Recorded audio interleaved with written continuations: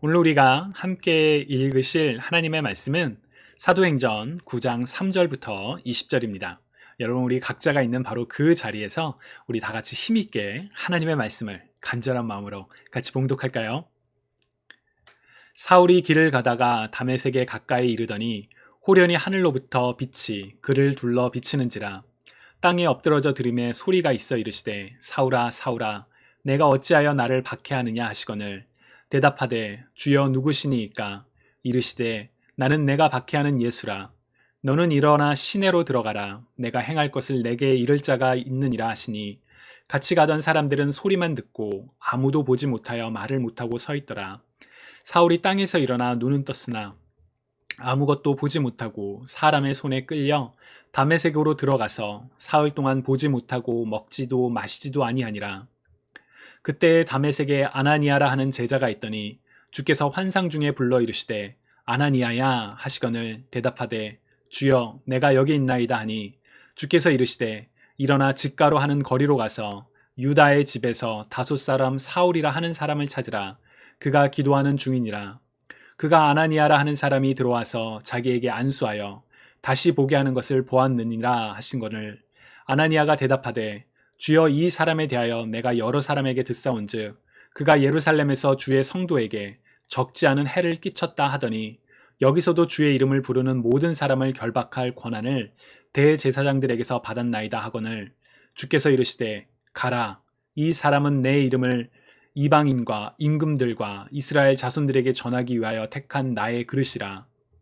그가 내 이름을 위하여 얼마나 고난을 받아야 할 것을 내가 그에게 보이리라 하시니 아나니아가 떠나 그 집에 들어가서 그에게 안수하여 이르되 형제 사울아 주 곧 내가 오는 길에서 나타났던 예수께서 나를 보내어 너로 다시 보게 하시고 성령으로 충만하게 하신다 하니 즉시 사울의 눈에서 비늘 같은 것이 벗어져 다시 보게 된지라. 일어나 세례를 받고 음식을 먹음에 강건하여 지니라. 사울이 다메섹에 있는 제자들과 함께 며칠 있을새 즉시로 각 회당에서 예수가 하나님의 아들이심을 전파하니. 주님의 말씀입니다. 하나님 감사합니다. 사회적 거리는 멀어져도 마음의 거리는 더 가까워지고 있습니다. 라는 표현 여러분 혹시 들어보신 적 있으신가요? 어느 한 기업의 광고 문구라고 합니다. 코로나 팬데믹 시대에 모두의 안전을 위해서 사회적 거리를 유지해야 하지만 마음의 거리는 더 가까이 해야 한다는 방향을 분명하게 보여주기에 참 좋은, 저는 멋진 광고 문구라고 생각을 합니다. 주님을 사랑하시는 여러분, 코로나 팬데믹으로 인해 여러분들의 사회적 관계는 어떻게 변하셨는지요? 물리적으로 만날 수 없다는 것은 불편함을 넘어서 참 안타까움을 주는 것 같습니다. 사람은 함께 모여 공동체를 이루어야 한다는 것을 절실히 깨닫게 해주기도 하고요. 그런데 한편으로는 코로나 바이러스로 인해 새로운 관계를 발견하는 그런 일들도 일어나는 것 같습니다. 제가 지난 주일 저녁에 우리 교육부 교사들과 이제 교육부 온라인 예배를 어떻게 또 변화시킬 수 있을까라는 주제로 여러 가지 이야기를 나눴습니다. 그런데 그 이야기를 하던 중에 몇몇 선생님들께서 멀리 떨어진 다른 교회에서 진행되는 어떤 액티비티에 자녀들을 참여시켰던 경험을 나눠주셨습니다. 코로나 이전이었다면 아마 상상조차 할 수 없었던 그런 일들이었을 것입니다. 그러나 코로나로 인해 많은 모임들이 온라인으로 진행되면서 공간 혹은 거리의 제약을 넘어서 새로운 만남과 관계가 형성되어 가고 있는 것이지요. 가깝게는 저 역시 이번 코로나를 통해서 새로운 관계가 맺어지는 것을 경험하고 있습니다. 그 중에 하나는 이제 매주 화요일마다 우리 올바니 노예에 속한 목사님들과 함께하는 미니스터 스콜, 목사님들의 그 전화라는 그런 시간이 있는데요. 바로 그 시간입니다. 코로나 바이러스로 인해 현장에 모이지 못하고 또 온라인으로 어떻게 모임을 진행해야 좋을지 목회자로서 고민되는 일들을 함께 나누기 위해 시작되었던 이 화요일 영상회의 모임이 지금까지도 계속 이어지고 있습니다. 저는 목사 안수 과정을 거치면서 이제 노예 활동을 시작했었는데요. 한 달에 한 번 있는 노예 모임에 참석하는 것으로는 사실 노예에 소속된 다른 외국인 목사님들과 교류하는 것이 참 쉽지가 않았습니다. 그러나 매주 화요일마다 온라인으로 이분들을 만나면서 교회의 코로나 대응과 또 여러 이슈들에 대해서 같이 이야기를 나누면서 이분들과 참 친해지게 되었습니다. 이전에는 그냥 우리는 같은 노예 소속이야, 노예만 같을 뿐, 거리가 먼 그런 목사님들이었지만 지금은 우리가 동역자라는 인식이 우리 안에 더 많이 생겼습니다. 특히나 지난 화요일 모임에서 그 목사님들께서 저의 안부를 물으시며 또 저를 위해서 함께 기도해 주시는 목사님들의 모습을 보면서 정말 우리가 동역자구나 라는 그런 인식이 제 마음에 깊게 그리고 아주 따뜻하게 다가왔었습니다. 주님이 사랑하시는 여러분, 여러분들의 동역자는 누구인가요? 여러분들께 동역자가 있으신가요? 제가 10초 정도 드릴 테니 한번 생각해 보시겠어요? 나의 동역자는 누구인가?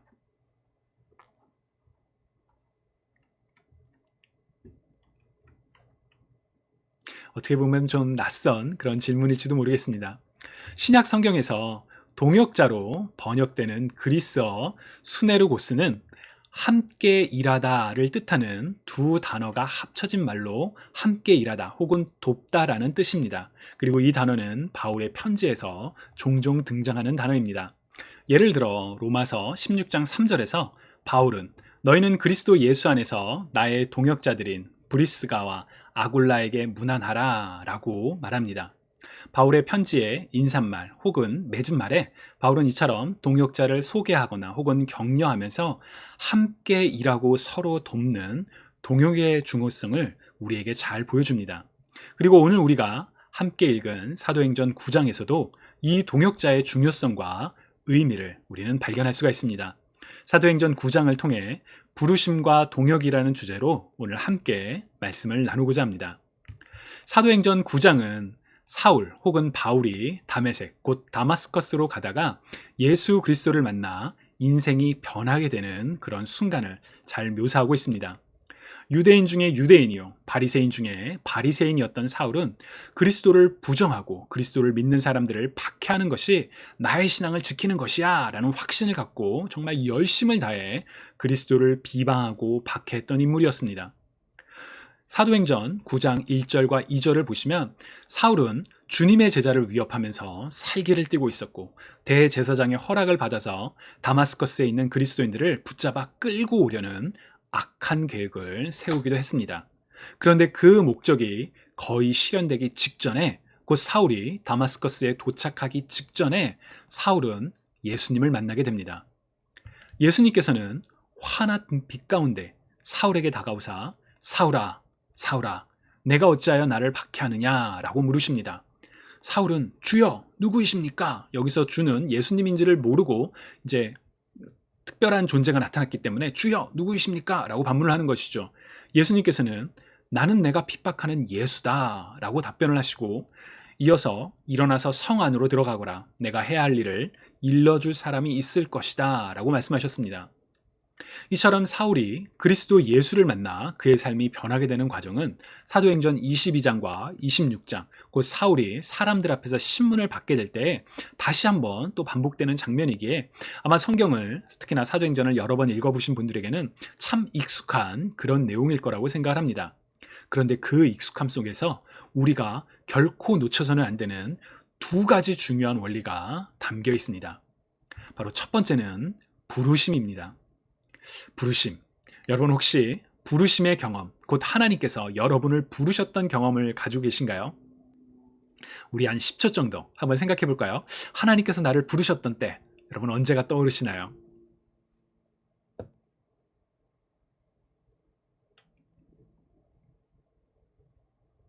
저는 예전에는 이 부르심이라는 것은 특별한 사람들만이 경험하는 것이라고 생각을 했습니다. 예를 들어 부르심을 받는다는 것은 목회자가 되는 목회의 소명을 받는 그런 특별한 과정이라고 생각을 했습니다. 그러나 그렇지 않습니다. 성경은 분명하게 우리 모두가 하나님의 부르심을 받은 자들이라고 증언합니다. 로마서 8장 30절을 우리말 성경으로 읽어보면 하나님께서는 미리 정하신 그들을 또한 부르시고 부르신 그들을 또한 의롭다 하시고 의롭다 하신 그들을 또한 영화롭게 하셨습니다. 아멘. 모든 믿는 자들을 구원하시기 위해 자기 아들조차 아끼시지 않고 우리에게 보내신 하나님께서는 우리 모두를 다 부르사 우리를 의롭다 선언하시고 영화롭게 하셨다라고 성경은 분명하게 증거를 합니다. 주님이 사랑하시는 여러분, 우리 모두는 부르심을 입은 사람들입니다. 하나님의 자녀로 세상의 빛과 소금으로 우리 각자가 처한 장소에서 그리스도의 향기를 전하도록 우리는 부르심을 받았습니다. 중요한 것은 이 부르심이 우리의 의지와 상관없이, 계획과 상관없이 전적으로 하나님의 주권으로 이루어진다는 사실입니다. 그래서 부르심은 갑작스러울 때가 있습니다. 우리의 계획이나 의지와 상관없이 주어지기에 우리에게 부르심은 갑작스럽게 다가올 때가 있습니다. 오늘 본문의 사울의 경우만 하더라도 그리스도인들을 박해하기 위해서 대제사장의 공문을 받고 이제 다마스커스에 도달하기 직전에 모든 일이 자신의 계획대로 잘 풀릴 것 같은 바로 그 순간에 갑작스럽게 주님께서 다가오셨습니다. 여러분, 우리 삶의 순간에도 하나님의 부르심은 이처럼 갑작스러울 수가 있습니다. 예상하지 못했던, 준비하지 못했던 바로 그 순간에 주님께서는 우리를 부르실 수가 있습니다. 그러나 당황하거나 놀라지 마시기 바랍니다. 왜냐하면 우리 하나님은 계획이 있으신 하나님이시기 때문입니다. 여러분, 우리 지난주에 말씀 기억하시나요? 우리가 지난주에도 사도행전 8장을 통해 계획이 있으신 하나님, 우리 하나님 계획이 있으시구나 라는 그런 내용을 함께 나누었었죠. 동일하신 하나님, 신실하신 하나님께서 오늘 본문에서도 계획이 있으시다는 것을 분명하게 보여주십니다. 사도행전 9장 6절을 보시면 주님께서는 사울에게 나타나신 후 일어나 성으로 들어가거라, 내가 해야 할 일을 일러줄 사람이 있을 것이다 라고 말씀하셨습니다. 사울에게 다마스커스로 가던 길 중에 주님을 만난 것은 갑작스러운 일이었습니다. 그러나 하나님께서는 이제 사울에게 일어날 일을 하나님의 계획이 있으심을 말씀해 주시는 것이죠. 이것은 계획된 거야. 이제 너는 누구를 만나게 될 거야 라고 말씀해 주시는 것이죠. 저는 이전까지 사울이 박해자에서 복음 전도자로 변하게 된 것이 예수님을 만났기 때문이라고 생각해 왔습니다. 맞는 이야기죠. 사울은 예수님을 만나 변화가 되었습니다. 그러나 오늘 본문을 보시면 예수님을 만나서 하나님의 계획에 따라 일어난 일을 우리는 주목할 필요가 있습니다. 하나님께서는 예수님을 만나는 일과 더불어 한 사람을 보내사 사울의 눈을 뜨게 하셨습니다. 예수님과의 만남만으로도 충분했을 수 있겠지만 하나님께서는 사울이 믿는 사람 중에 한 사람, 곧 교회 공동체의 한 사람을 만나도록 하셨습니다. 저는 이게 바로 동역의 원리가 담겨 있다고 생각하거든요. 이 이야기는 이제 잠시 후에 더 자세히 나누도록 하겠습니다. 그리고 하나님께서 우리를 부르실 때 그 부르심은 갑작스럽지만 하나님의 계획 안에 있다라는 것, 이 이야기를 말씀드렸죠. 이제 부르심의 마지막 과정이 하나 있습니다. 바로 하나님의 뜻에 순종하는 것입니다. 오늘 보면 8절과 9절을 보시면 땅에서 일어난 사울은 볼 수 없게 되었고 사람들의 손에 이끌려 다마스커스 성에 들어가게 됩니다. 그곳에서 사울은 3일 동안 보지 못하고 먹지도 마시지도 아니했다라고 합니다. 사울이 보지 못하게 된 것은 하나님의 뜻이었습니다. 그러나 사울은 거기에서 멈추지 않고 자기 스스로, 자기의 의지로 먹지도 마시지도 않았습니다. 그 사흘 동안 사울은 무슨 생각을 했을까요? 저는 이 사흘이라는 시간이 마치 요나가 물고기 뱃속에 있었던 그 3일과 같지 않았을까라는 생각을 합니다. 사흘 동안 지난날의 자신을 돌아보면서 아마도 사울은 회개를 하지 않았을까요? 혹은 그동안 자신이 믿어왔던 것과는 정반대의 사실, 곧 그리스도가 하나님의 아들이시라는 사실에 대해서 여러 가지 생각을 하고 있었을 것입니다. 깊은 참회와 간절한 마음으로 사흘은 이 사흘을 정말 먹지도 마시지도 않으며 버텼던 것은 아닐까요? 만약 그렇다면 사울은 하나님의 부르심 앞에서 순종하며 엎드렸던 것일 것입니다. 이처럼 하나님의 부르심은 우리에겐 갑작스러울 수 있지만 바로 이 갑작스러운 일들이 하나님께는 계획이 이루어지는 과정이며, 그래서 그 부르심에 우리가 응답할 때, 곧 순종할 때에 놀라운 일이 일어납니다. 주님이 사랑하시는 여러분, 하나님의 부르심의 과정을 기억하시기 바랍니다. 하나님의 부르심은 우리의 계획과 다르기에 우리에게는 갑작스러울 수가 있습니다. 그러나 하나님의 완전한 놀라운 계획 중에 하나라는 것을, 그 갑작스러운 부르심조차 하나님의 계획 안에 있다는 것을 기억하시기 바랍니다. 그렇기에 하나님께서 우리를 부르실 때 하나님께 엎드리며 그 뜻에 따르는 저와 여러분 모두가 되시기를 주님의 이름으로 축복합니다. 사도행전 9장에 담긴 또 하나의 중요한 원리는 바로 동역입니다. 앞서 말씀드렸던 것처럼 하나님께서는 사울에게 한 가지 계획, 곧 사울이 행할 일을 일러줄 사람이 있다라고 말씀을 하셨습니다. 예수님께서 직접 말씀하셔도 되지만 하나님께서는 그 일이 한 사람, 곧 교회 공동체의 한 사람을 통해 이루어지도록 하셨습니다. 오늘 본문 10절을 보시면 다마스커스에 있는 제자 중에 한 명인 아나니아라는 사람에게 주님께서 환상을 보여주십니다. 주님께서는 이 아나니아를 부르사 아주 구체적인 지시, 구체적인 장소, 곧 고든 길이라고 불리는 길에 있는 유다의 집으로 가라. 거기서 다소 출신 사울을 만나라. 라는 구체적인 지시를 주시지요. 우리가 지난주에 나누었던 사도행전 8장에서 빌립을 보내신 것과는 아주 좀 상반되게 느껴지기도 합니다. 왜 하나님께서는 이렇게 다르게 다가오셨을까요? 저는 우리 각자의 믿음의 분량에 따라 곧 각 사람에게 딱 맞는 형태로 그 모습으로 다가오시는 하나님이시기 때문이라고 생각을 합니다. 빌립에게는 남쪽 예루살렘에서 가사로 내려가는 광야길로 가라 라는 그 말로 충분했던 반면에 아나니아에게는 구체적인 장소를 말해줄 필요가 있었기에 이렇게 다른 형태로 곧 각자의 눈높이로 믿음의 분량대로 다가오시는 하나님이 아니실까요? 아나니아는 바로 주님의 말씀에 대답합니다. 13절과 14절을 보시면 아나니아는 박해자 사울에 대한 소식을 듣고 있었고 그가 다마스커스에 와서 행할 일을 알고 있었습니다. 그래서 그는 하나님께 주님, 이 자는 나쁜 자입니다. 이 자는 우리 믿는 사람들을 박해하는 사람입니다. 라고 이야기를 하죠. 그러나 하나님께서는 또 다시 친절하게 가거라. 이 사람은 이방 사람들과 왕들과 이스라엘 사람들 앞에서 내 이름을 전하도록 선택한 내 도구다. 내 이름을 위해 그가 얼마나 많은 고난을 당해야 할지 내가 그에게 보여줄 것이다. 라고 분명하게 말씀하셨습니다. 그래서 아나니아는 하나님의 구체적인 그 지시와 목적, 이유를 알고 이제 사울에게 나아갈 수 있었던 것이죠. 아나니아가 사울을 찾아서 말하기를 사울 형제여 라고 부릅니다. 여러분 우리 미국에 있는 분들은 이런 표현 좀 익숙하실 거예요. Hey brother, hey bro 막 이렇게 정말 그 친하게 brother, 형제여 라고 부르는 그런 표현. 며칠 전까지 사울은 교회의 박해자였습니다. 그러나 하나님의 뜻을 따라 아나니아는 그를 형제, brother, bro 라고 곧 그리스도 안에서 가족이라고 부르는 것이죠. 그리고 주님의 말씀을 전하고 그의 눈에 안수를 하자 그의 눈에서 비늘 같은 것이 떨어져 다시 보게 되었습니다. 이후에 사울은 세례를 받고 음식을 먹으며 제자들과 함께 거했다라고 성경은 증언을 합니다.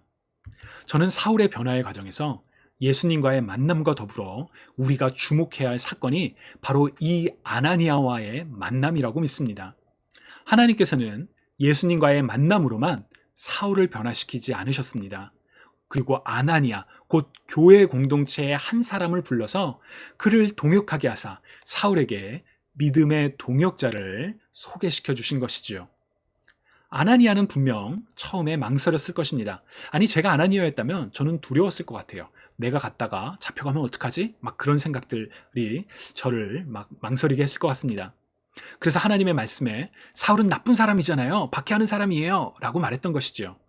그러나 하나님의 뜻에 순종하여 사울에게 나아갔고 아나니아는 이제 사울이 그리스도의 복음을 증거하는 복음 전도자가 될 수 있도록 변화하게 되는 결정적인 역할을 수행을 합니다.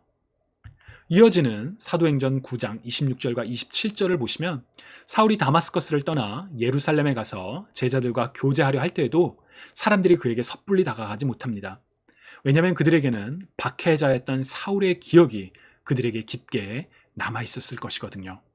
그러나 이때에도 또 한 명의 동역자, 바로 바나바가 사울을 데리고 가서 사도들에게 사울에게 일어났던 일과 그가 다마스커스에서 복음을 전한 일을 증거를 합니다. 즉 동역자 바나바가 있었기에 사울은 교회 공동체 안에서 그리고 교회 공동체와 함께 복음 증거를 계속할 수 있게 되었던 것이지요. 이처럼 하나님의 부르심은 동역자와 함께 이루어집니다. 주님이 사랑하시는 여러분, 여러분들께서는 동역자들과 함께하고 계시는지요? 한국 사회 그리고 한국 교회의 안타까운 문화 중에 하나가 바로 유교의 영향으로 인해 지나친 상하 구조입니다. 많은 사람들은 무의식적으로 평신도보다 집사가 높고 집사보다 장로가 높고 장로보다 목회자가 높다라고 생각을 합니다.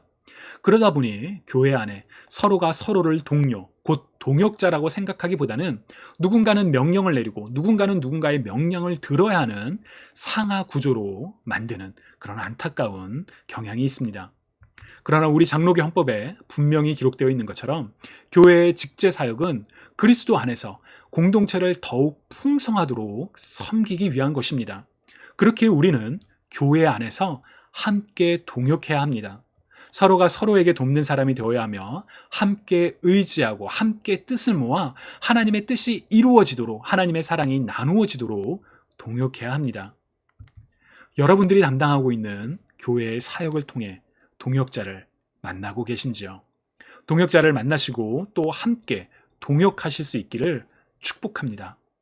동역자를 만난다는 것은 정말 저는 큰 축복이라고 생각합니다. 동역하다라는 그 시네로고스라는 원어에 담긴 의미처럼 동역은 함께 일하는 것, 서로를 돕는 것입니다. 오늘 본문에서 하나님께서는 사울에게 아나니아를 보내셨습니다. 아나니아는 하나님의 뜻을 따라 사울에게 다가가 그가 진정 복음 전도자로 변화할 수 있도록 그를 도와주었고 또 그와 함께 했지요. 지금 여러분 옆에 여러분들께서 함께하고 계신 그 사역 가운데 동역자가 여러분과 함께하며 서로를 도와주고 있으신지요? 주님을 사랑하시는 여러분, 코로나 팬데믹으로 인해 사회적 거리는 멀어야 하지만 마음의 거리는 가까워야 한다라는 그 말처럼 우리 안에 더욱더 확고한 동역자 의식이 있기를 간절히 소망합니다.